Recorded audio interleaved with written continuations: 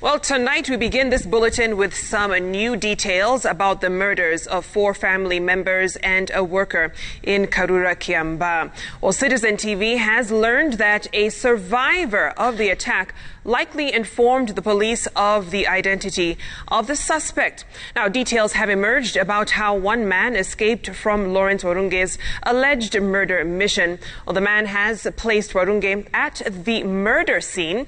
He describes how Warunge waited for him inside the house, but he was able to flee in the darkness. Purity Mwambia with more.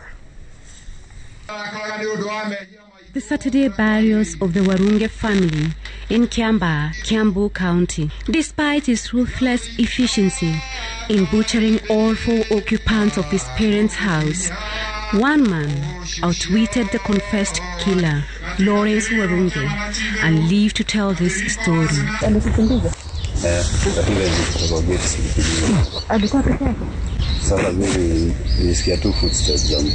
We will call the lucky man Kamau, not his real name. Kamau claims to have gone on a drinking spree with his friends at the local shopping center. So naona mimi nitoka kwa club around 9. Nikachukua motorbike hapa niteke hadi hapa. Na wewe ni nini ilikudileisha kukuja home mapema? He remembers getting home late, some minutes past 9 p.m. He lives in this house. He arrived to find blood flowing through the main door. The lights had been switched on in one of the rooms, and in the adjacent room they were off. He opened the door and saw the body of James Kinyanjui lying on a mattress on the floor, and face to face met the killer, Lawrence Warunge. Alikutembeza kutoka wapi mpaka wapi? Sababu wajua nimeona nilitoka tek. Sasa nikasikia kuna footstep nyuma yangu. Kimi kufika kwa gate kuanza kutembea nao. The killer pursued Kamau, but was unable to catch up with him. Kamau hid in a banana plantation before reaching out to his employer, who is Lawrence's uncle. Alikwambia nini wewe? Yeye alikutembeza. Hakuna kitu aliongelesha. Maybe nikaenda. Sasa nikapigia brother Dan simu. Ndio akakuja na maafisa wa polisi sawa mimi karudi. The witness account placed Lawrence Warunge at the scene of the crime that night and indicates that police may have had an idea of the killer's identity long before they disclosed it to the public. People came and brutally murdered them. We do not know the number of the assailants. We do not know that. But there were at least 3 foot impressions at the scene of the crime that detectives have documented. That is, footprints of someone in shoes, a barefooted man, and footmarks of a woman in shoes.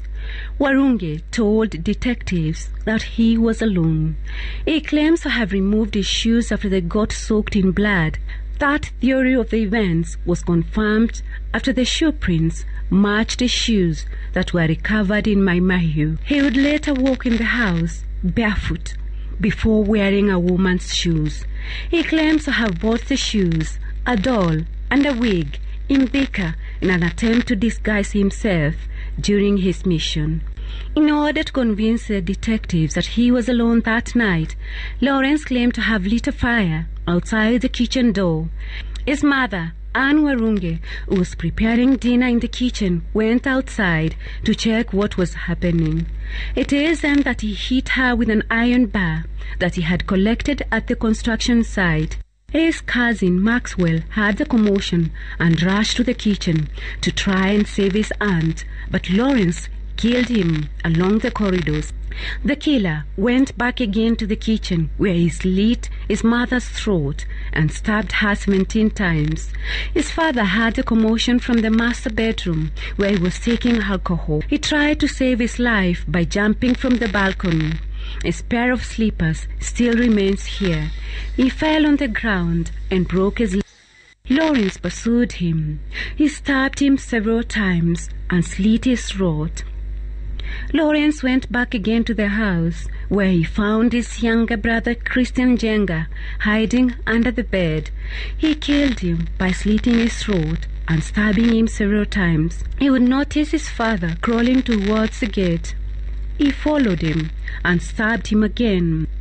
According to the post-mortem report, he was stabbed 34 times.